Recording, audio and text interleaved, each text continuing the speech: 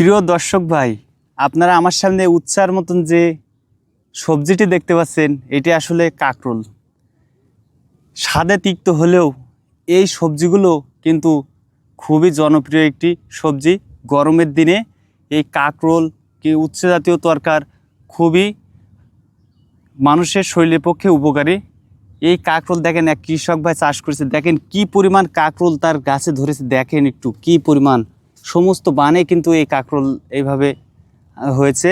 দেখেন তার ক্ষেতটিও দেখেন কত সুন্দরভাবে তিনি এই ক্ষেতটি দেখেন করেছেন এবং যথেষ্ট পরিমাণ কাঁকরোল তার গাছে কিন্তু হয়েছে।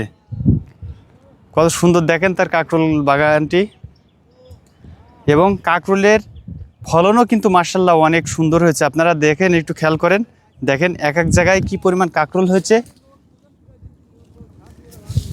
আপনারা ভালো করে খেয়াল করে দেখুন যে কাঁকরোলের সাইজও কিন্তু যথেষ্ট পরিমাণ ভালো।